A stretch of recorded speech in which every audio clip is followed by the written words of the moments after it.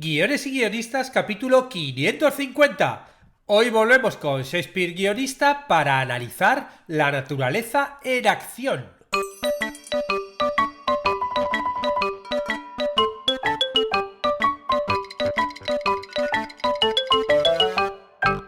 Buenos días a todos, bienvenidos a Guiones y guionistas, el podcast con el que todos podemos aprender a hacer guiones y en el que el guionista es el rey y la guionista la reina. Yo soy David Esteban Cubero, vuestro anfitrión, y cada semana salimos al aire con 2 programas en los que vemos un nuevo elemento, técnica o herramienta para que sepáis más del natural mundo de los guionistas y el accionable arte de los guiones. ¿Cómo podemos utilizar la naturaleza en acción en un guión? Muy bien, pues hoy lo vamos a analizar gracias al libro El mundo, un escenario, Shakespeare, el guionista invisible, escrito por Jordi Bayó y Xavier Pérez. Os recuerdo que este es el 8º podcast de una serie en la que estamos analizando las estrategias narrativas que comparte Shakespeare con los guionistas de la actualidad gracias a este interesante libro. Pero antes recordaros que en la plataforma de cursos de guion.com podéis aprender todo lo necesario para escribir guiones y convertiros en guionistas. Aquí tenemos cursos que enseñan a escribir cortos, largos, series, cómics, documentales, lo que quieras. Hay más de 80 cursos a día de hoy y cada semana salen clases nuevas. De hecho, el curso que estamos ahora subiendo, ¿no? los martes, es el de inglés para guionistas. Y en esta 8ª lección vamos a ver cómo podemos elaborar un elevator pitch. ¿Qué es esto del elevator pitch? ¿Alguna vez ya hablé de ello? Bueno, pues básicamente es un pequeño discurso entre 1 y 3 minutos para vender nuestro guión a posibles interesados, por ejemplo, productores o directores. Bueno, pues si algún día te encuentras en un ascensor con Steven Spielberg o con alguien por allí y tienes que tirar de inglés, bueno, pues prepárate un elevator pitch. En la clase vemos cómo. También recordaros que estamos en plenas votaciones del concurso de guión de cortometraje.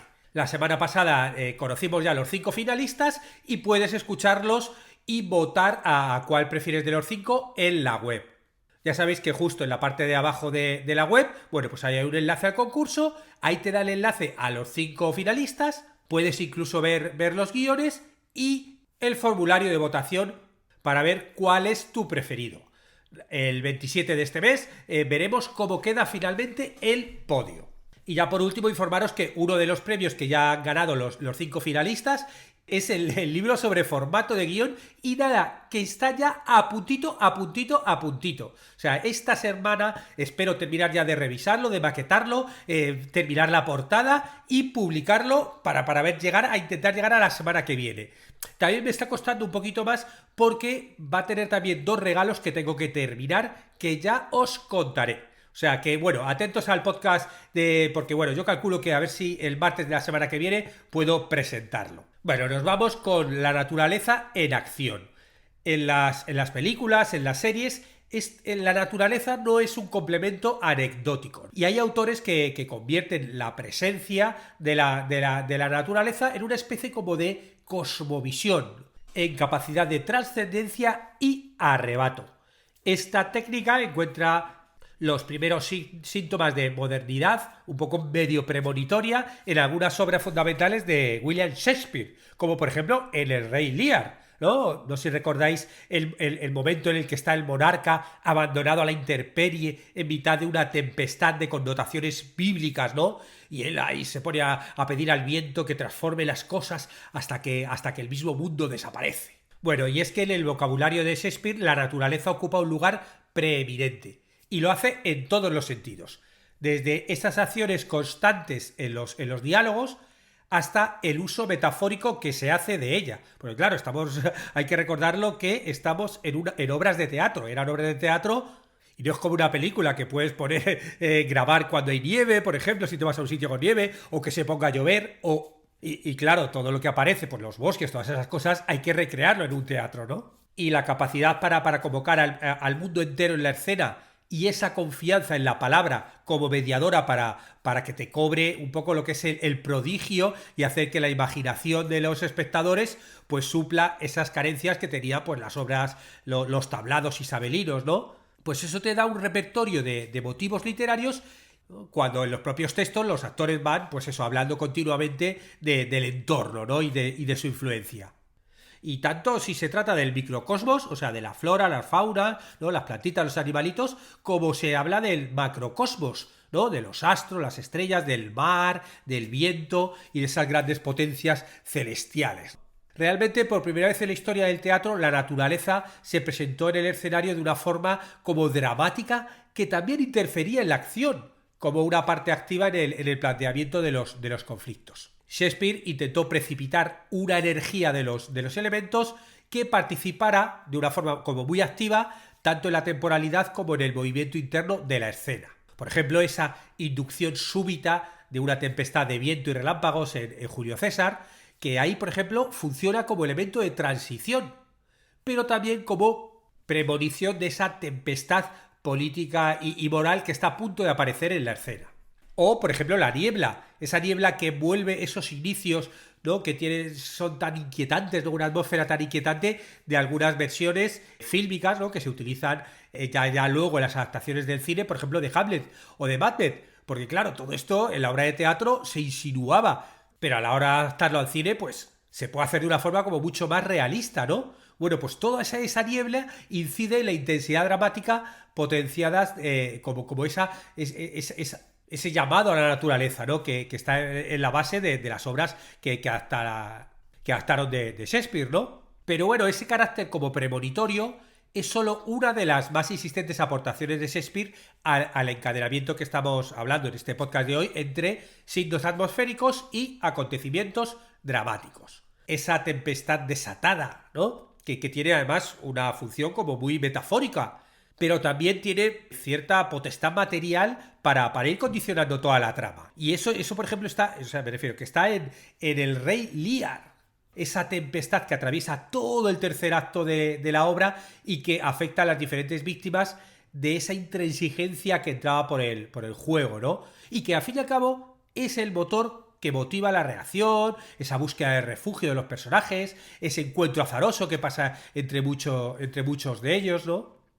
Luego ya siglos más tarde nos comentan aquí los autores del libro cómo el cine escandinavo supo recoger en los tiempos de esplendor del cine mudo esa tradición de la naturaleza anglo-germánica como fuerza activa en la construcción de drama.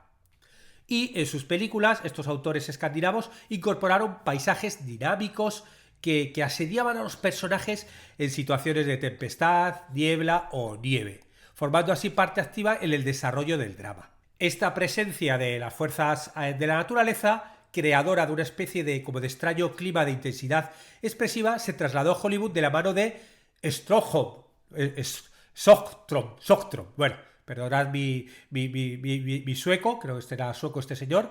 El caso es que este director fue contratado por Louis B. Mayer para la realización de la película El viento, ¿no? Ya el propio nombre lo está diciendo, ¿no?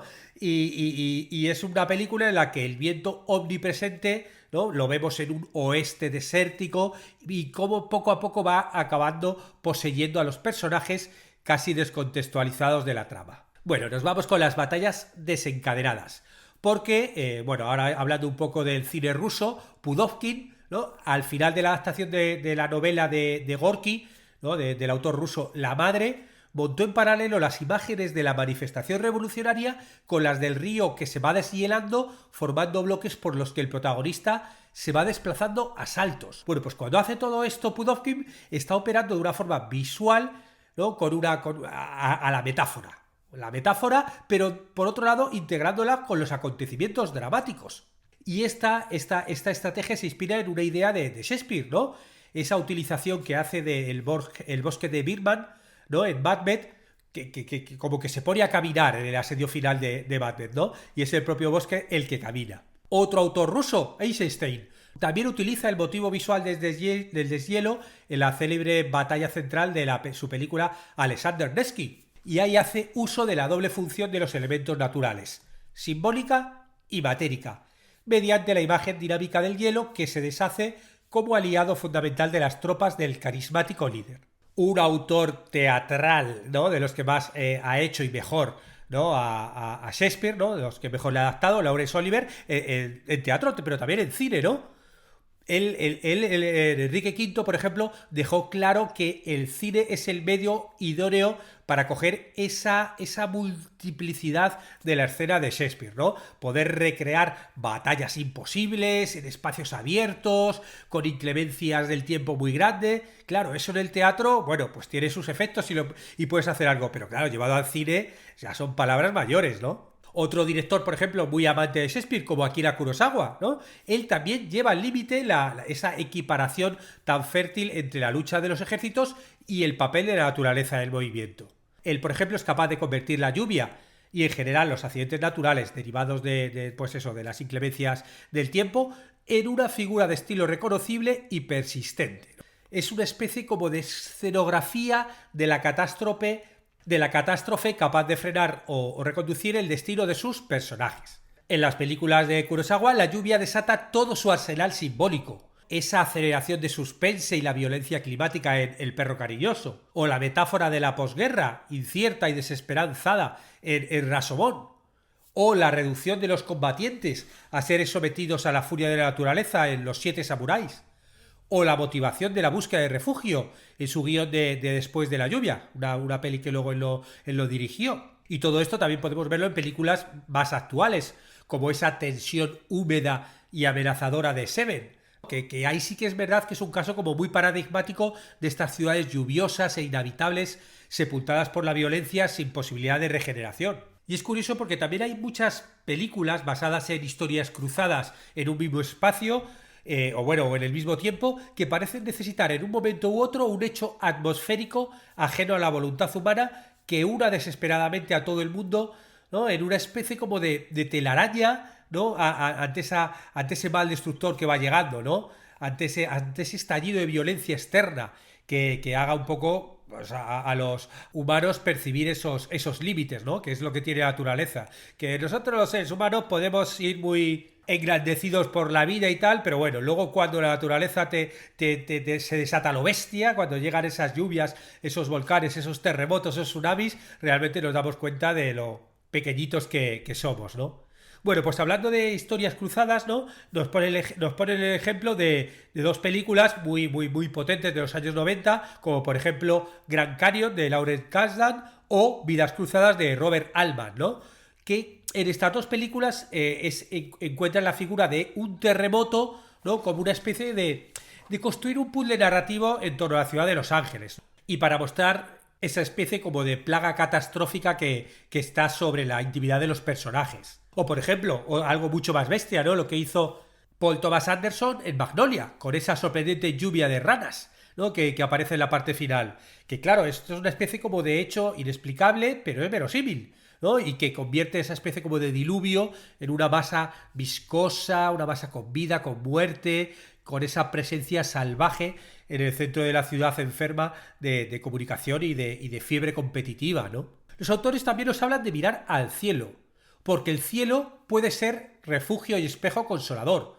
Te puede provocar instantes de calma y acoger la serenidad de un pensamiento lúcido en el fragor de la batalla con él. Y nos dan el ejemplo de Guerra y Paz en Tolstoy, ¿no? Cómo ahí en la novela se da la importancia de los cielos en contrapunto al desarrollo de las batallas. Y eso tiene mucha gran fuerza cinematográfica. O sea, es un recurso que luego ha sido utilizado mucho por los autores que adaptan la obra de Tolstoy. Por ejemplo, en la película que hizo basada en Guerra y Paz el director Bondarchuk, claro, esa visión del mundo natural a ras del suelo, que la vamos viendo, ¿no? A lo largo de la película, de repente deja paso a una elevación de la cámara que acaba capturando un picado del paisaje visto desde el cielo con una especie como de contrapunto, ¿no? Vemos el cielo, pero también podemos ver desde el cielo.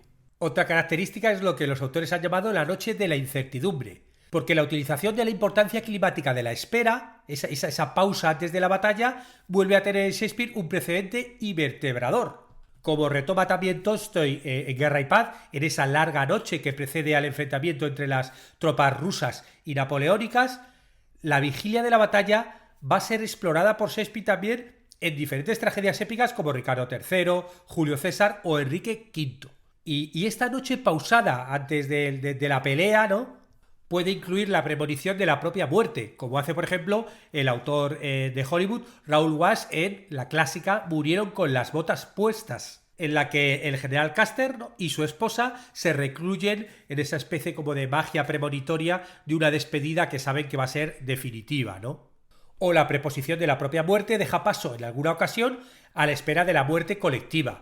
En una película como por ejemplo Melancolía de las von Trier, bueno, pues aquí aparece en el cielo un planeta que avanza, ¿no?, hacia la Tierra, pero esto no lo conjugan desde una película de ciencia ficción catastrófica, como por ejemplo Don't Look Up, sino desde un intimismo radical que presenta a las dos hermanas protagonistas frente a los cambios del cielo durante las horas de espera ante la colisión. Otro elemento reseñable es la dramática del vacío, porque en esta estética barroca del teatro isabelino, ¿no?, donde estaba Shakespeare, se trabaja de una forma novedosa la importancia del vacío. Ese vacío que todo lo impregna, tras un movimiento incesante de los personajes y ese dinamismo escenográfico que se desarrolla en paralelo, te llega el vacío, ¿no? Y esa es una de las grandes aportaciones del teatro de Shakespeare a la estética teatral contemporánea. Y podemos verlo en el centro del Rey Lear, ¿no?, en la escena de la tempestad. Rayos y truenos, lluvia y viento, pero eso no deja de ser el efervescente contraplano del desierto conceptual y vital de los personajes, que están como, bueno, súper erráticos.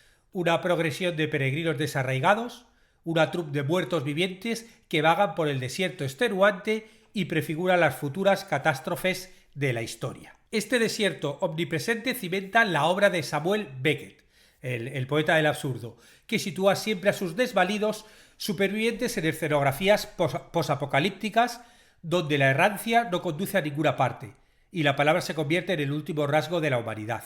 Si vamos, por ejemplo, al cine contemporáneo, Gus Van Sant es el mayor representante de esta poética del vacío en el desierto, a partir del cruce de la tradición del western más crítico y pesimista y las influencias europeas de Shakespeare o Beckett. Y nos habla, por ejemplo, de Jerry, que es una película de trama minimalista, que está centrada en dos amigos que abandonan la autopista, que al principio prometía que iba a ser el escenario de una road movie convencional, para adentrarse en un desierto en el que pronto quedarían atrapados y extraviados. Gus Van Sant consigue unos niveles de abstracción que sitúan a los personajes en el centro mismo del vacío del que hablamos. Y por último, la regeneración, porque con sus obras Shakespeare también invita a los sentidos a saborear las pautas regeneradoras que la propia naturaleza pone en juego. Los naufragios, ¿no?, que están como muy presentes en su teatro, actúan a menudo como plataformas hacia una situación consoladora, y las aguas que los provocan pueden activar una metamorfosis extraña y rica, ¿no?, como cuentan en la obra de teatro de La Tempestad. Por ejemplo, la película El Incidente, ¿no?, de Shyamalan, es un ejemplo memorable del modo en que la fuerza de la naturaleza es capaz de reparar hostilidad y capacidad regeneradora. La película se inicia con una lluvia de cuerpos humanos que cae del cielo, ¿no?, de los últimos pisos de un edificio en construcción. Este instinto suicida no posee explicación convincente, aunque provoca la huida de los habitantes de la ciudad al campo para evitar así esa plaga silenciosa, invisible, que lleva a la muerte autoinfligida.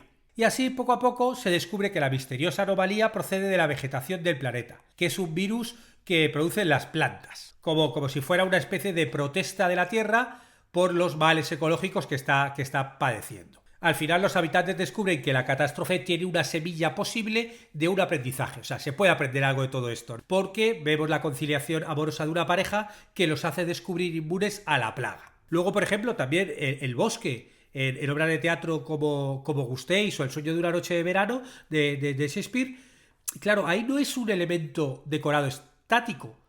Te acoge a los protagonistas que han venido de la ciudad para darnos de certezas y explicarles un poco ese viaje interior del que saldrán más transfigurados y más sabios. Y autores como por ejemplo de cine como Terrence Malick son capaces de cimentar su obra en esa especie como de confrontación de los protagonistas con esa fuerza del entorno natural, ¿no?, tratado con un misticismo grande, ¿no?, por ejemplo en obras como El árbol de la vida o To the Wonder. U otro autor como Alexander Payne, que pone a sus personajes en un entorno que los vence y a la vez los libera, ¿no?